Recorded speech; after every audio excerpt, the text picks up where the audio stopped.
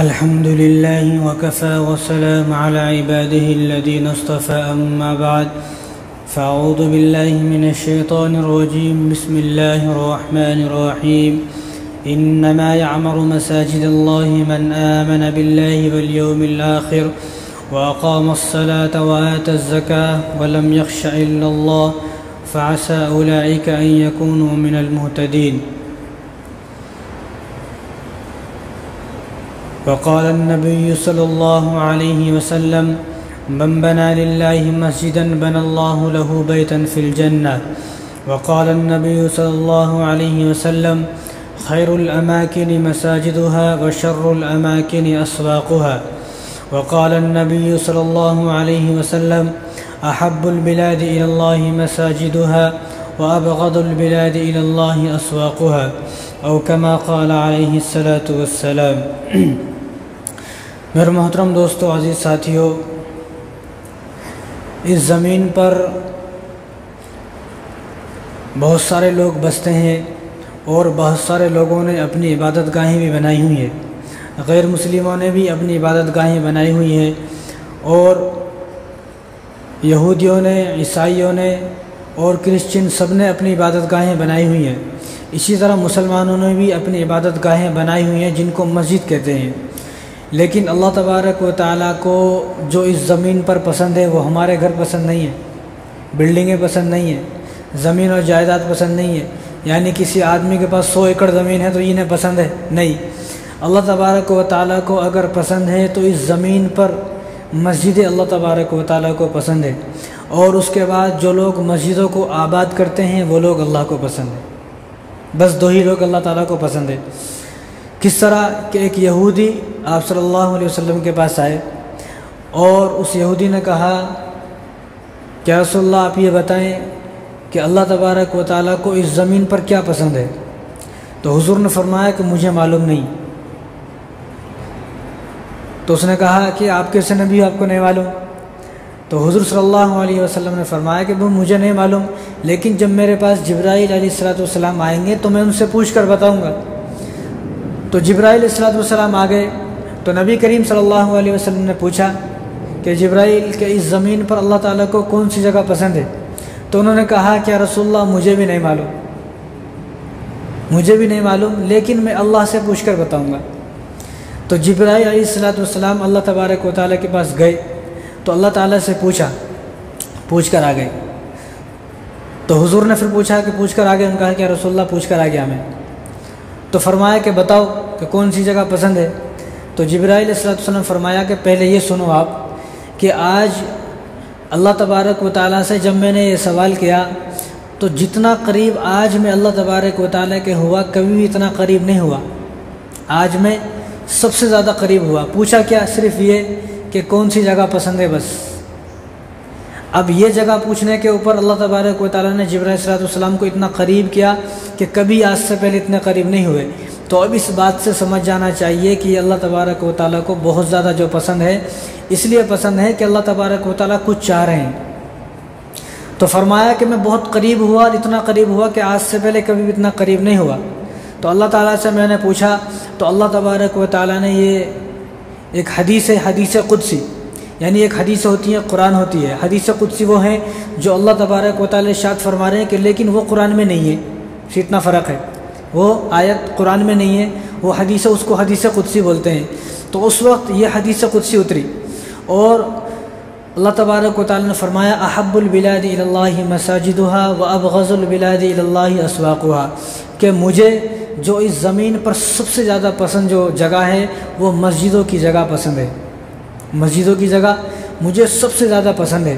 और नापसंदीदा क्या है? व अबग़ज़ुल बिलादि इलल्लाहि अस्वाक़ुहा, और जो मुझे इस ज़मीन पर नापसंदीदा है, जो मुझे बिल्कुल पसंद नहीं है, वो बाज़ार हैं, मार्केट। आज भीड़ कहाँ है? मस्जिदें खाली हैं, लेकिन बाज़ार को आप चले जाओ, ऐसा नहीं है कभी रमज़ान में जाओगे तो हाउसफुल है, ऐसा नहीं, बल्कि 12 महीना हाउसफुल है। कभी भी आप चले जाओ भीड़ ही है बाज़ार में, क्योंकि भीड़ से ज़्यादा मोहब्बत है। मर्दों से ज़्यादा औरतों को मोहब्बत है। मर्द तो फिर भी बेचारा रुक जाता है, काम काज के लिए उसको जाना है, कारोबार पे जाना है, और उसको जो छोटा मोटा जो भी कारोबार करना है, दुकान पे जाना है। लेकिन औरत तो फ्री है ना, उसको कोई कारोबार नहीं करना, कहीं नहीं जाना, फ्री है। तो फिर ये तो कहाँ जाएगी, तो बाज़ार में जाएगी। तो अब हम ये सोचें कि हम अल्लाह की पसंदीदा जगह पे जा रहे हैं या अल्लाह तबारक व तआला की नापसंदीदा जगह पर जा रहे हैं। अगर ये बात मुसलमान को समझ में आ गई तो ज़िंदगी का मसला हल हो जाएगा। और इस ज़मीन पर अल्लाह तबारक व तआला ने सबसे पहले बैतुल्लाह को बनाया, और बैतुल्लाह को हज़रत आदम अलैहिस्सलाम ने बनाया, लेकिन उससे पहले हज़रत आदम अलैहिस्सलाम से पहले अल्लाह तबारक व तआला ने इस ज़मीन पर बैतुल्लाह को फ़रिश्तों के ज़रिए से तामीर फरमाया। फ़रिश्तों ने पहले ही बैतुल्लाह की बुनियादें रख दी थी, और जिस वक्त आदम अलैहिस्सलाम आए तो उनके बच्चे पैदा हुए, तो उनके बच्चों ने घर बनाया, बच्चों ने घर बनाया, अब भी घर बनाते। तो घर बनाया, घर बन जाता फिर गिर जाता, घर बनाया बनने के बाद गिर जाता, फिर बनाते फिर गिर जाता, फिर बनाते फिर गिर जाता। हैरान हो गए, घर क्यों नहीं बन रहा, भाई क्या हुआ। तो अल्लाह तबारक व तआला से दुआ की, तो अल्लाह तबारक व तआला ने आदम अलैहिस्सलाम को बताया कि जब तक बैतुल्लाह की तामीर नहीं होगी तो इस ज़मीन पर कोई घर नहीं बना सकता।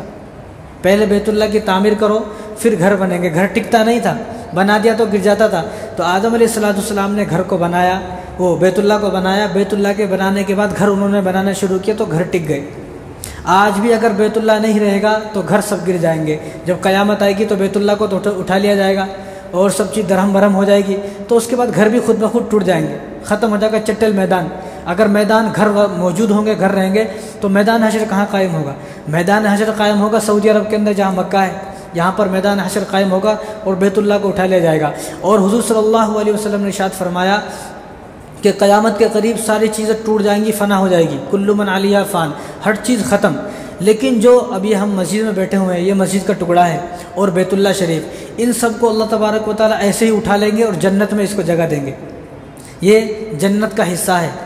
यानी ये समझो आप, ज़मीन की जन्नत मस्जिद है, ज़मीन की जन्नत मस्जिद है। अब अगर कोई आदमी ये कहे भाई मुझे जन्नत में ले चलो, तो उसको पकड़ के लेकर आएंगे मस्जिद में आ जाओ। अब अगर उसका दिल मस्जिद में नहीं लग रहा तो वो ये सोचे कि ज़मीन की जन्नत में मेरा दिल नहीं लग रहा, तो उस जन्नत के दरवाजे तेरे लिए कैसे खुलेंगे। पहले जो ज़मीन की जन्नत है पहले इसको आबाद करें। जब ये आबाद होगी तो ये ज़मीन को जब अल्लाह तबारक व तआला उठाएंगे और अपने पास जन्नत में जब जाएगी तो ये ज़मीन खुद गवाही देगी, अल्लाह मेरे ऊपर सजदे करता था, मेरे ऊपर नमाज़ें पढ़ता था, इसने मुझे आबाद किया, तो मेरी सिफारिश इसके हक़ में कबूल की जाए, इसको जहन्नम में न डाला जाए बल्कि इसको मेरे साथ जन्नत में ले जाया जाए। लेकिन जो आदमी मस्जिदों को आबाद नहीं कर रहा तो ये मस्जिदें उसके लिए बद्दुआएं देती हैं कि अल्लाह इसने मुझे दुनिया में भी ऐसे ही बर्बाद किया, वीरान किया, आज तो भी इसे बर्बाद कर दे, वीरान कर दे। तो ज़मीन की गवाही पर अल्लाह तबारक व तआला जन्नत भी अता फरमाएंगे और ज़मीन की मस्जिदों की ज़मीन जो है इसकी बद्दुआ पर अल्लाह तबारक व तआला जहन्नम का फ़ैसला फरमा देंगे। अब ये सोचे अगर वो जन्नत हमें चाहिए तो पहले ज़मीन की जो जन्नत है इसको आबाद करना है।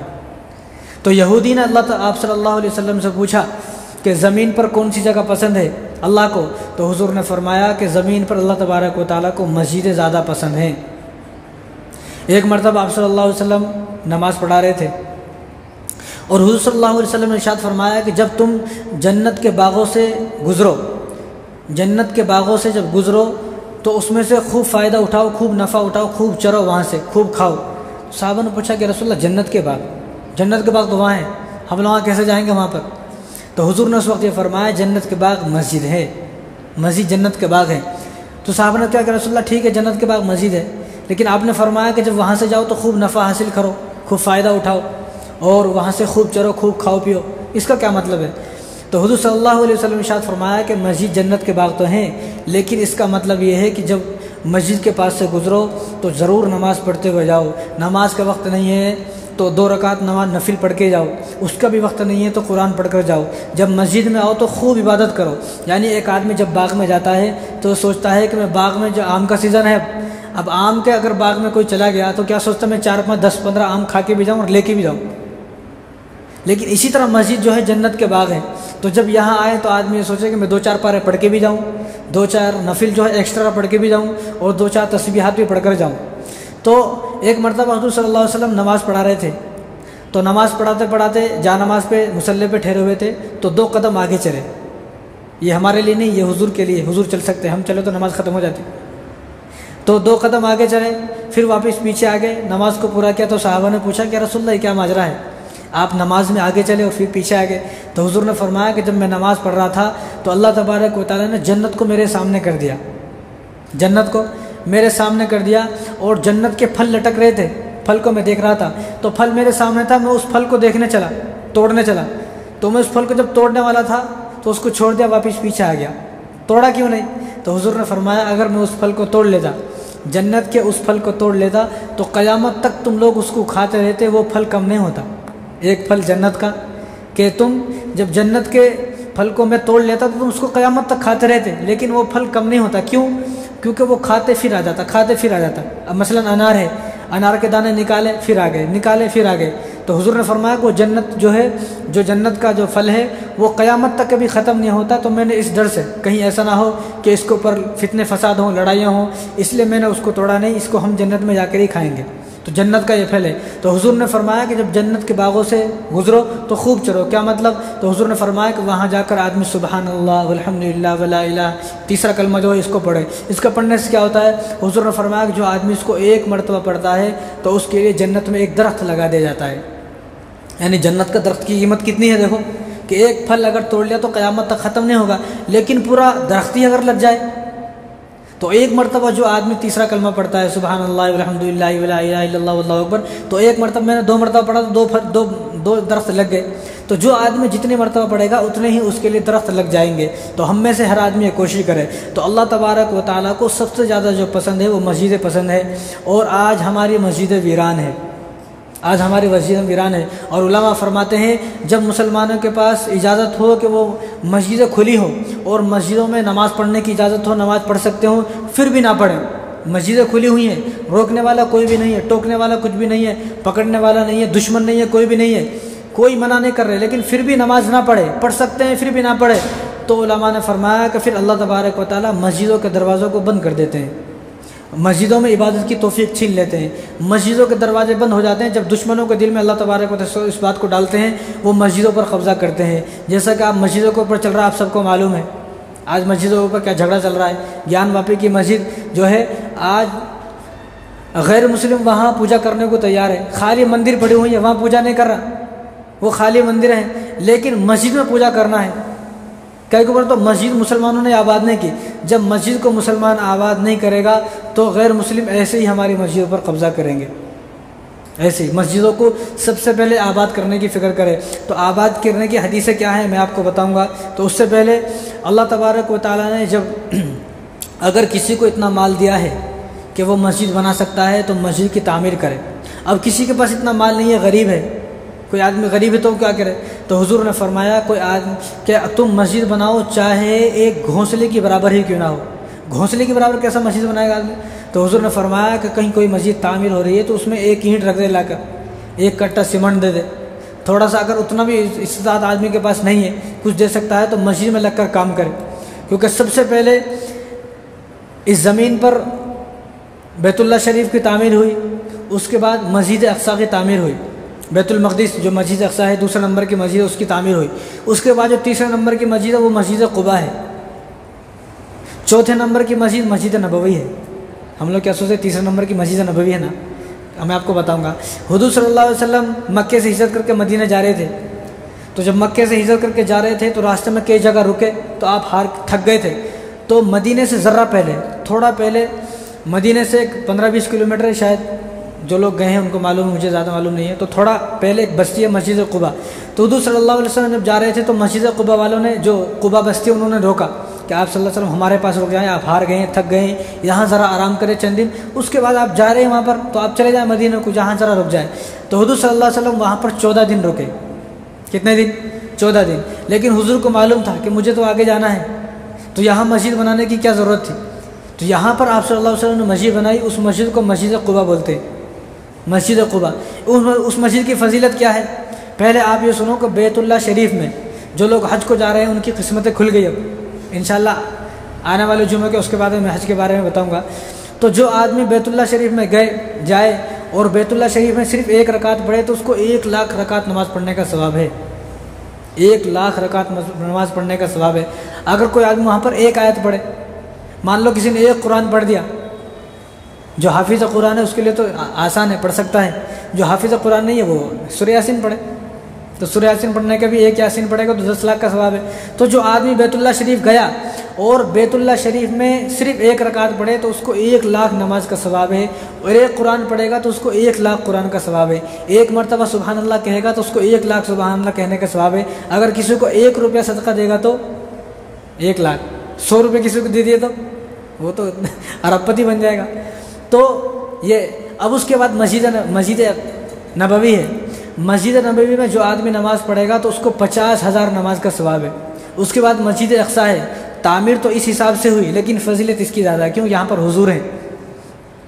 अब मस्जिद अक्सा है, मस्जिद अक्सा के अंदर कोई आदमी 1 रकात पढ़े तो उसको 25,000 का सवाब है। बैतुल्लाह शरीफ के अंदर 1 लाख, मस्जिद नबवी के अंदर 50,000, मस्जिद अक्सा के अंदर 25,000। अब उसके बाद मस्जिद क़ुबा, मस्जिद क़ुबा में जो आदमी सिर्फ 2 रकात पढ़े, ज़्यादा नहीं, सिर्फ 2 रकात पढ़े तो उसको 1 उम्रा करने का सवाब मिलता है। नफिल 2 रकात, फ़र्ज़ पड़ेगा तो बड़ी बात है। तो जो लोग जा रहे हैं हज करने के लिए तो वो जाएंगे वहाँ पर पढ़ेंगे, उनको मालूम है। तो जो मस्जिद क़ुबा के अंदर हुज़ूर सल्लल्लाहु अलैहि वसल्लम हिजरत करके मदीना को आ रहे थे तो रास्ते में मस्जिद क़ुबा को तामीर फरमाया। हालांकि हुज़ूर को मालूम था मैं जा रहा हूँ वहाँ पर, लेकिन हुज़ूर ने ये गवारा नहीं किया कि मुझे यहाँ रहना है तो मुझे यहाँ भी मस्जिद तामीर फरमानी है। इसलिए सहाबा जहाँ जहाँ दीन फैलाने के लिए गए सबसे पहले मस्जिद बनाई, सबसे पहले मस्जिद, जहाँ गए वहाँ मस्जिद, जहाँ गए वहाँ मस्जिद, हर जगह मस्जिद को तामीर फरमाया। और हुजूर ने मस्जिद क़ुबा को तामीर फरमाया। उसके बाद आने के बाद सबसे पहले मस्जिद नबवी को तामीर फरमाया। अपने लिए घर नहीं बनाया, अपने लिए मकान नहीं बनाया, अपने लिए दुकान नहीं बनाई, ज़मीन जायदाद या खेत खलियान नहीं, बल्कि सबसे पहले आने के बाद यहाँ पर सबसे पहले हुजूर सल्लल्लाहु अलैहि वसल्लम ने जो फरमाया तो मस्जिद को तामीर फरमाया, मस्जिद नबवी को। और हुजूर सल्लल्लाहु अलैहि वसल्लम इरशाद फरमाया कि जो आदमी हज करे मक्के के अंदर, पूरा हज मक्के के अंदर होता है, मक्के के अंदर हज करे, उसके बाद मदीने को आए और मदीने में मस्जिद नबवी में 2 रकात नमाज़ पढ़े तो उसको 2 हज का सवाब मिलता है, उसको 2 हज का सवाब मिलता है। तो हुजूर सल्लल्लाहु अलैहि वसल्लम ने सबसे पहले मस्जिद को तामीर फरमाया, इसलिए कि अल्लाह तबारक व तआला को मस्जिदें पसंद है और बाज़ार नापसंदीदा है। आज हमारी भीड़ बाज़ार में ज़्यादा है, मस्जिदों में कोई भी नहीं है। और ये मुनाफिक की पहली अलामत है कि मुनाफिक मस्जिद से दूर भागता है, बाज़ार के पास भागता है। तो हम अपने ऊपर गौर करें कि हमारा ईमान किस नहज पर और किस सतह पर गिर गया है। तो इसलिए हुजूर ने सल्लल्लाहु अलैहि वसल्लम इरशाद फरमाया कि जिस आदमी के पास इस्तिताअत हो मस्जिद तामीर करने की, वो मस्जिद को तामीर करे। तो हुजूर ने फरमाया कि मस्जिद तामीर करने की अगर किसी के पास इतनी ताकत नहीं, इतना पैसा नहीं है तो मस्जिद तामीर करे, चाहे घोंसले के बराबर। अब घोंसले के बराबर कैसे तामीर करेगा कि कहीं कोई मस्जिद तामीर हो रही है तो उस मस्जिद में 1 कट्टा सीमेंट डाल दे, 1 थैला सीमेंट डाल दे, चंद ईंटें दे दे, या कोई भी चीज़, जो भी चीज़ की ज़रूरत हो थोड़ी बहुत दे दे, तो उसको भी जो है ऐसे ही सवाब मिलता है जैसा कि मस्जिद जिसने पूरी बनाई है उसको जितना सवाब इतना ही तो उसको सवाब है। क्यों? क्योंकि एक मरतबा हारून रशीद रहमतुल्लाह अलैह, आप जानते हैं बादशाह थे, तो हारून रशीद रहमतुल्लाह अलैह और उनकी बीवी हैं ज़ुबैदा, तो दोनों जा रहे थे।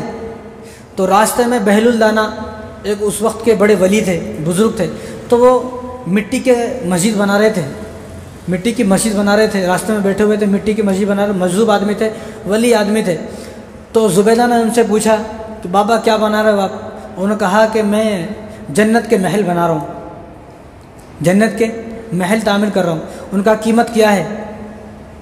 जन्नत के महल की कीमत क्या? उनका 100 रुपये। कहा कि ठीक है 100 रुपये लो और मुझे एक महल जन्नत में दो। उनका ठीक है, 100 रुपये ले लिए। वो कहा कि ठीक है, ज़मीन से हाथों से ज़मीन पर लिख दिया कि मैंने 100 रुपये के बदले ज़ुबैदा को जन्नत में एक महल दे दिया। अब ये चल रही तो पीछे शोहर आ गए, हारून रशीद। उनका क्या हुआ? क्या ऐसा ऐसा मामला है? कहा ये बेवकूफ़ है, ऐसा कैसा होता, ऐसा कैसा होता? तो घर को चले गए, रात को दोनों सो गए। रात को जब सोए तो हारून रशीद को ख्वाब आया।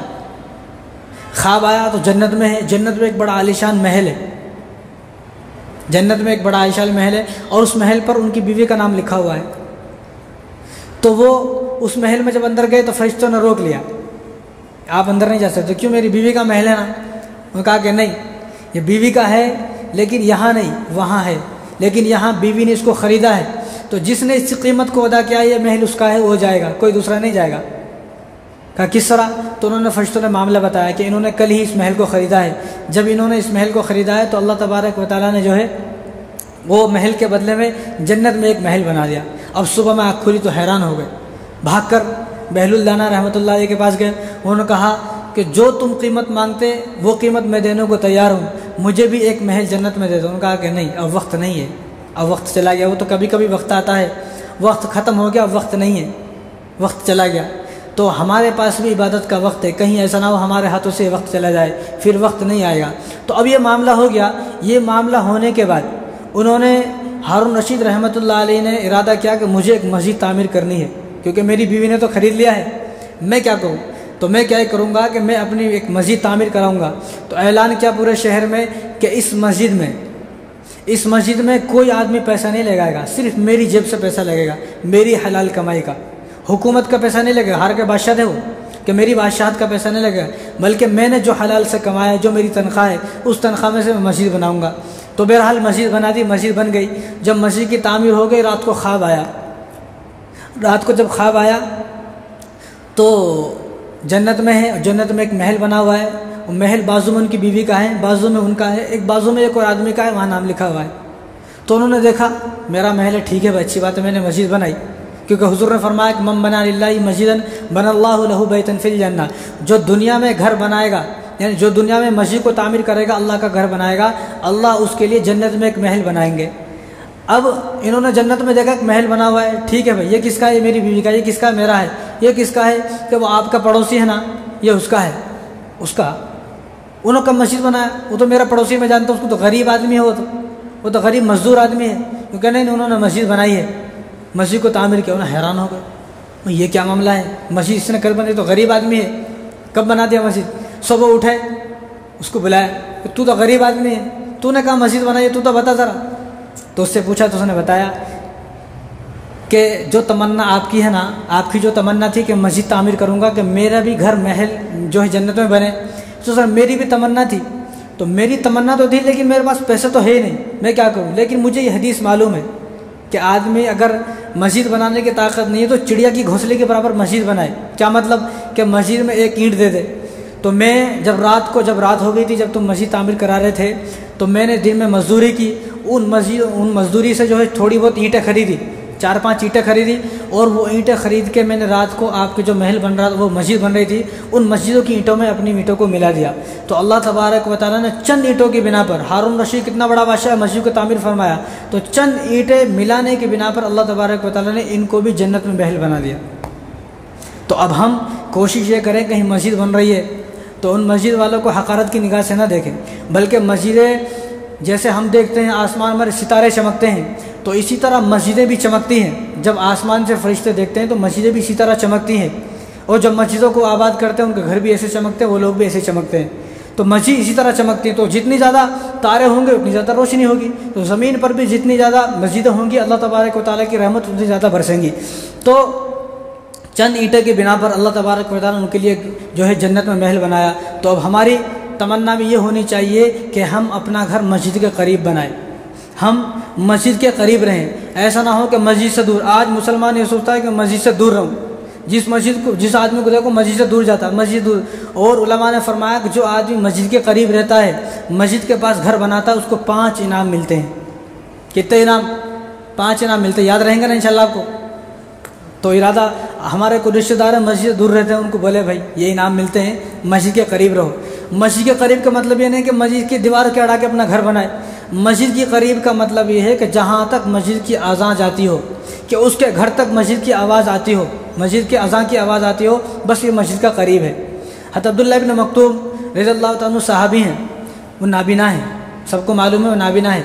तो उन्होंने हुजूर से कहा कि या रसूलल्लाह, मैं तो नाबीना हूँ, तो मेरे लिए आप इजाज़त दे दो कि मैं अपने घर में नमाज़ पढ़ लूँ, घर में नमाज़ पढ़ लूँ, इजाज़त दे दो। हुजूर ने फरमाया कि ठीक है, इजाज़त है। लेकिन फिर हुजूर जब चले गए तो हुजूर ने फिर बुलाया, आवाज़ मार के इधर आओ। आए तो हुजूर ने फरमाया कि तुम्हारे घर तक मस्जिद की अज़ान की आवाज़ जाती है? कहा कि या रसूलल्लाह जाती है। फरमाया कि फिर तुम्हारे लिए घर में नमाज़ पढ़ना इजाज़त नहीं है। हालांकि ये सहाबी नाबीना हैं, ये नाबीना हैं। हमारे सर में दर्द हुआ तो 3 दिन मस्जिद को नहीं आते, ये नाबीना है। हुजूर ने फरमाया तुम नाबीना हो दो, कुछ भी हो दो, अगर तुम्हारे घर मस्जिद की आवाज़ जाती है, अज़ान की आवाज़ जाती है, तो तुम्हारे लिए घर में नमाज़ पढ़ना जायज़ नहीं है, तुम यहाँ आओ। तो वो सहारा लेकर लोगों को तलाश करते थे, कोई उनको लेके आते थे अपने सहारे से, तो मस्जिद में छोड़ते थे। तो जो आदमी मस्जिद के पास घर बनाता है उसको 5 इनाम मिलते हैं। कितने? 5 इनाम। सबसे पहले मस्जिद जो है ना, मस्जिदों के ऊपर अल्लाह तबारक व तआला की रहमतें हमेशा उतरती रहती है। जब मस्जिदों के ऊपर अल्लाह तबारक व तआला की रहमतें उतरती हैं तो उसके घर में भी रहमतें, ज़रा छींटें चली गई तो बसे, 2-4 छींटें चली गई तो बसे। तो जब रहमतें मस्जिदों के ऊपर उतरती हैं तो उसके घर पे भी अल्लाह तबारक व तआला की रहमतें उतरती हैं। कितना बड़ा फ़ायदा है। जब अल्लाह तबारक व तआला की रहमतें घर में उतरेंगी तो जादू नहीं होगा, बंदिशें नहीं होंगी, घर में कारोबार में कुछ नहीं, कोई नुकसान नहीं होगा, शैतान हमारे घर में नहीं आएगा, इब्लीस, जिन्नात, जादू कुछ हमारे घर में, बीमारी उमारी सब खत्म, बीमारी उमारी, बड़ी बीमारी सब खत्म हो जाएंगी। और दूसरे का फरमाया कि बरकतें, कि उसके घर में अल्लाह तबारक व तआला बरकतें नाजिल फरमाएंगे। बरकतें कितनी बड़ी बात है। आज बरकत के लिए सब परेशान है, महीने को लाखों रुपए कमा के भी बस नहीं हो रहा, आदमी परेशान है। तो बरकतें उसके घर में आएंगी जो आदमी अपना घर मस्जिद के करीब बनाएगा। और तीसरा फ़ायदा क्या है, शैतान उसके घर से दूर भाग जाएगा। काहे को, जब अज़ान होती शैतान भागता नहीं भागता, क्यों? अब आदमी लोग यकीन नहीं करते, अरे ऐसा कैसा शैतान भागता। तो अल्लाह तबारक व तआला ने दलील दी है, क्या? जब शैतान होती है तो कुत्ते आवाज़ करते हैं, कुत्ते भौंकते नहीं भौंकते, काहे को? क्योंकि शैतान को भागता हुआ देखते हैं। जब अज़ान होती है तो शैतान घर से भाग जाता है तो कुत्ते भौंकते हैं। तो जब हम मस्जिद के पास अपना घर बनाएंगे और अज़ान की आवाज़ हमारे घर तक आएगी तो शैतान हमारे घर के अंदर से भाग जाएगा। जब शैतान भाग जाएगा तो हमारे घर में लड़ाई झगड़े नहीं होंगे, हमारा बच्चा बीमार नहीं होगा, बीवी से लड़ाई नहीं होगी और आपस में अनबन नहीं होगी, बल्कि ख़ानदान पूरा मिल के रहेगा। और चौथा फ़ायदा क्या है कि अल्लाह तबारक व तआला के अज़ाब से हिफाजत, अल्लाह ताला के अज़ाब से उसकी हिफाजत होगी, वो अल्लाह ताला के अज़ाब से महफूज हो जाएगा। क्यों? क्योंकि जब बस्ती में मस्जिद है तो मस्जिद के ऊपर तो अल्लाह तबारक व तआला का अज़ाब नहीं आएगा ना, क्योंकि क़यामत के दिन जब सारी चीज़ फ़ना हो जाएंगी, ख़त्म हो जाएंगी, तो अल्लाह तबारक व तआला मस्जिदों को फ़ना नहीं करेंगे, बल्कि मस्जिदों की ज़मीनों को, बैतुल्लाह को, सबको एक जगह मिलाकर जन्नत में इसको ठिकाना देंगे, भाई तुम जन्नत में।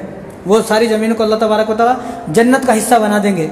तो जिस ज़मीन को जन्नत का हिस्सा बनाया जाए उस पर अल्लाह का अज़ाब आ सकता है क्या? बिल्कुल नहीं आ सकता, हरगिज़ नहीं आ सकता। तो चौथा फ़ायदा यह है कि अल्लाह तबारक व तआला के अज़ाब से महफूज रहेगा वो आदमी जो अपना घर मस्जिद के करीब बनाता हो। पाँचवा यह है कि निजात का ज़रिया है, जब मस्जिद के करीब रहेगा अल्लाह ताला की रहमतें उसके ऊपर, घर के ऊपर बरसेंगी, बरकतें बरसेंगी, शैतान से हिफाजत होगी, तो मस्जिदों को आएगा, नमाज़ें पढ़ेगा, तो निजात यानी ख़बर के अज़ाब से निजात पा जाएगा, जहन्नुम से निजात पा जाएगा।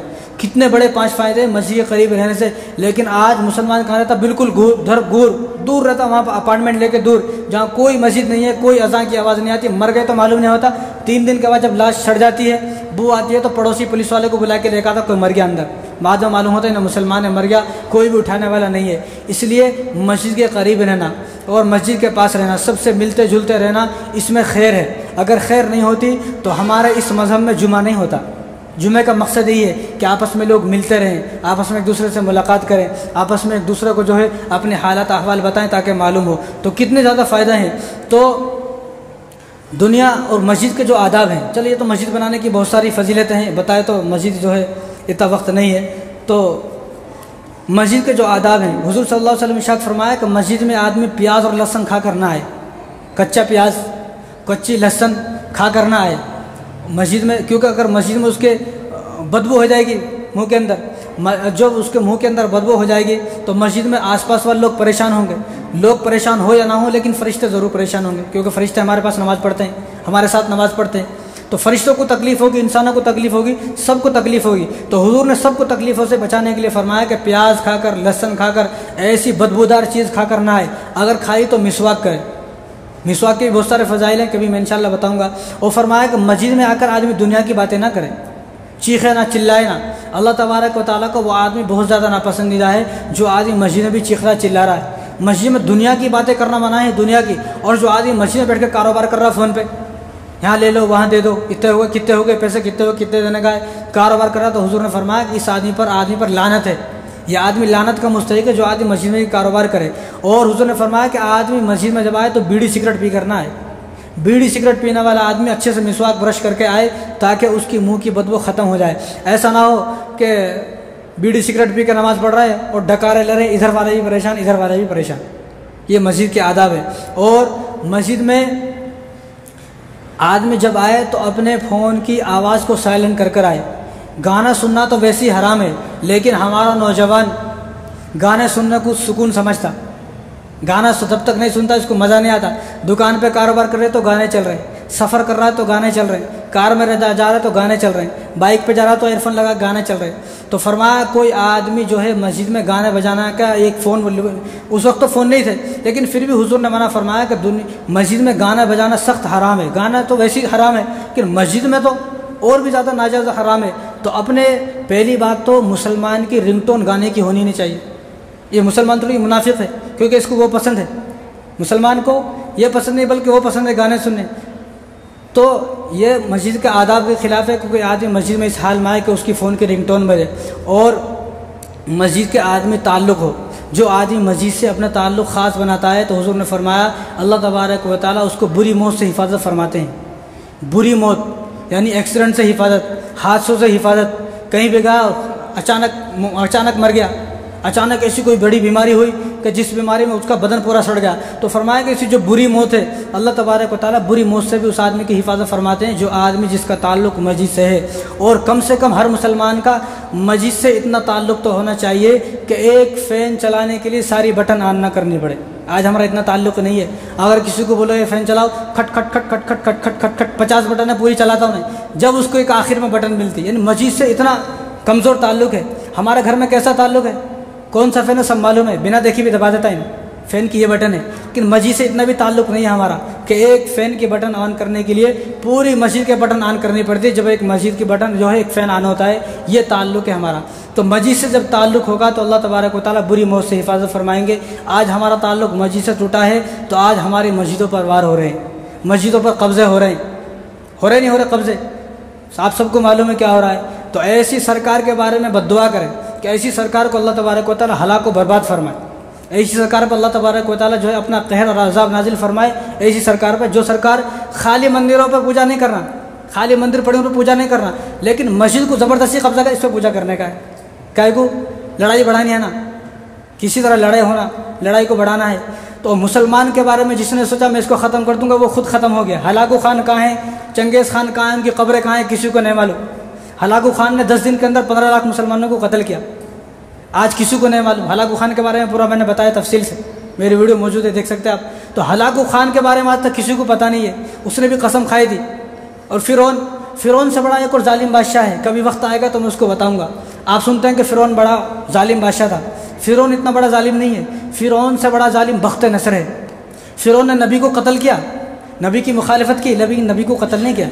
लेकिन बख्त नसर वो इंसान है, वो बादशाह है जिसने 2 नबियों को कत्ल किया, ज़करिया अलैहिस्सलाम, याहया अलैहिस्सलाम, 2 नबी को कत्ल किया। ये उससे बड़ा जालिम है। और इसकी जो माशूका थी, जिससे मोहब्बत करता था बख्त नसर, उसने तो कहा कि जब भी तू मेरे साथ रात को आएगा, हम बिस्तरी करेगा, तो एक मुसलमान की खाल नीचे होनी चाहिए बिस्तर। तो रोज़ाना चंद मुसलमानों को मारता, उनकी खाल को सिलता, उनकी खाल का बिस्तर बनाता, उस पर दोनों लेटते और सोहबत करते। लेकिन वो भी ख़त्म हो गया। तो मुसलमानों के बारे में जो सोचता है वो ख़त्म हो जाएगा, लेकिन मुसलमान मस्जिदों को आबाद तो करें पहले। आज हमारे साथ अल्लाह के तबारक व तआला की मदद इसलिए नहीं है कि हम मस्जिदों को वीरान कर दिया है। मस्जिद जो आदमी मस्जिद पहचानती है, एक आदमी है उसके अगर 50 बेटे भी है और 50 बेटियाँ भी, लंबा चौड़ा ख़ानदान है, भाई एक आदमी है उसकी उम्र 80 साल है, उसके कितने पोते रहते, कितने पोतरे रहती, उसका एक लंबा चौड़ा ख़ानदान रहता, लेकिन वो सबको पहचानता है, ये मेरा पोता है, ये मेरा नवासा है, ये मेरा परपोता है, ये मेरा वो है, ये सब पहचानता है। तो मस्जिद भी इसी तरह अपने आजू बाजू वालों को पहचानती है। जब मस्जिद के आजू बाजू रहने वाला मस्जिद को आबाद नहीं करता तो मस्जिद उसका नाम लेकर उसके हक़ में बद्दुआ करती है, या अल्लाह इसने मुझे बर्बाद किया, वीरान किया, तू भी ऐसे ही इसको बर्बाद कर दे। इसलिए हम सब कमा रहे हैं, 4-5 बेटे मिलके कमा रहे हैं, मैं भी कमा रहा हूँ, बीवी घरों को काम जा रही है, वो भी कमा रही है, बच्ची भी ट्यूशन पढ़ा रही है, सब कर रहे हैं, लेकिन घर में बरकत नहीं है। जब मस्जिदों को आबाद करेगा तो घर में पहले ज़माने में 1 कमाने वाला होता था, 10 खाने वाले होते थे। अब 10 कमाने वाले हैं, घर में कोई भी न था खाने वाला, फिर भी बरकत नहीं है। कई बार तो मस्जिद आबाद नहीं है। मस्जिदों को आबाद करें। मस्जिदें जब आबाद होंगी तो मस्जिदें हमारे हक़ में दुआ करेंगी, अल्लाह इसने मुझे आबाद किया, तो इसके कारोबार को आबाद कर, तो इसकी दुकान को आबाद कर, तो इसके पैसों में बरकत डाल, तो इसकी ज़िंदगी को आबाद कर। तो हमारी ज़िंदगी जब आबाद होंगी तो बरकत होंगी। तो बहुत सारी बातें हैं। तो मस्जिदों के कुछ फ़ज़ाइल हैं, वो आपके सामने 5 मिनट में बता देता हूँ। ये तबरानी शरीफ की रिवायत है, इब्न अब्बास रज़ियल्लाहु तआला अन्हु से रिवायत है। फरमाते हैं कि नबी करीम सल्लल्लाहु अलैहि वसल्लम इरशाद फरमाया कि मस्जिदों की ज़मीन ऐसे ही चमकती हैं जैसा कि आसमान से सितारे चमकते हैं, और जो लोग मस्जिदों को आबाद करते हैं उनके घर भी फिर ऐसे ही चमकते हैं, वो लोग भी फिर ऐसे ही चमकते हैं। वो लोग भी। और जो मस्जिद की तामीर करता है, मन बना लिल्लाहि मस्जिदन बनल्लाहु लहु बैतन फिल जन्नह, जो मस्जिद की तामीर करे या मस्जिद कहीं तामीर हो रही है उसमें ज़र्रा सा हिस्सा भी लगा दे तो उसके लिए अल्लाह तबारक व तआला जन्नत में एक महल बना देते हैं। और जो आदमी मस्जिद में आता है, यह बुखारी शरीफ की रिवायत है, अबू हुरैरा रज़ियल्लाहु अन्हु उसका रावी है, हुज़ूर सल्लल्लाहु अलैहि वसल्लम ने इरशाद फरमाया, देखो जब हमारे घर में मेहमान आता ना, अब हमारे घर में कोई मेहमान आया ख़ास का, ऐसे बैठे रहते, अरे हम दोस्त को ऐसा होता, घर को अच्छा सजाते, उसकी मेहमानी का इंतज़ाम करते, उसको क्या पसंद है वो बनाते। तो फरमाया अबू हुरैरा, हुज़ूर सल्लल्लाहु अलैहि वसल्लम ने, बुखारी की रिवायत है कि जो आदमी जितनी मरतबा मस्जिद को आता है इतनी ही मरतबा अल्लाह तबारक व तआला जन्नत में उसकी मेहमान नवाजी का इंतज़ाम फरमाते हैं। कितनी बड़ी बात है। अगर 5 मरतबा आया, अब हमारे घर में कोई मेहमान आता, दिन में 5 मरतबा बनाते उसके लिए खाना, 1 या 2 मरतबा बनाते बस उतना ही। तो अल्लाह ताला रोज़ाना 5 मरतबा उसके लिए मेहमानी का इंतज़ाम फरमा रहे हैं। जो आदमी, क्योंकि अल्लाह तबारक व तआला मेज़बान है। हम किसी के घर को जाते हैं तो मेहमान है, वो हमारा मेज़बान है। हम मस्जिद को आए, ये घर अल्लाह तबारक व तआला का है। वन्नल मसाजिद लिल्लाह, कि मस्जिद अल्लाह तबारक व तआला का घर है। जब जिसका जो घर होता है वो मेज़बान होता है, आने वाला मेहमान है।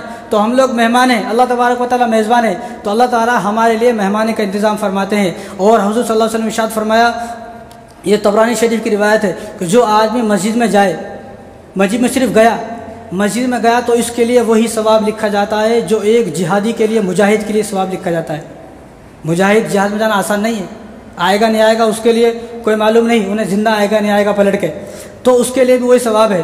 और जो आदमी मस्जिद से मोहब्बत रखता है तो अल्लाह तबारक व तआला भी उससे मोहब्बत रखते हैं। और एक रिवायत है, तबरानी शरीफ की रिवायत है, अबू दरदा रज़ियल्लाहु ताला इसका रावी है, हुज़ूर सल्लल्लाहु अलैहि वसल्लम ने इरशाद फरमाया कि जो आदमी मस्जिद को अपना ठिकाना बना लेता, मस्जिद को अपना घर बना लेता, मतलब ये नहीं कि आदमी अपना बोरी बिस्तरा लेकर मस्जिद में आ जाए, ऐसा नहीं, बल्कि जब भी अज़ान हो और मस्जिद का नमाज का टाइम हो तो मस्जिद को जाए। तो जो आदमी मस्जिद को अपना ठिकाना बना लेता है तो अल्लाह तबारक व तआला की तरफ से उसके 5 इनाम मिलते हैं। 5 इनाम, दुनिया के अंदर 5 इनाम मिलते हैं। एक, अल्लाह तबारक व तआला उसकी ज़िंदगी को सुकून वाली बनाते हैं, उसकी ज़िंदगी को सुकून वाली बनाते हैं, उसकी ज़िंदगी में राहत दाखिल करते हैं। दूसरी, अल्लाह तबारक व तआला उस पर रहमत नाजिल फरमाते हैं, अल्लाह ताला रहमत नाजिल फरमाते हैं, फरिश्ते भी उसके लिए मग़फ़िरत की दुआ करते हैं। तीसरा क्या मिलता है, अल्लाह तबारक व तआला उसके लिए पुल सिरात को आसान फरमा देते हैं।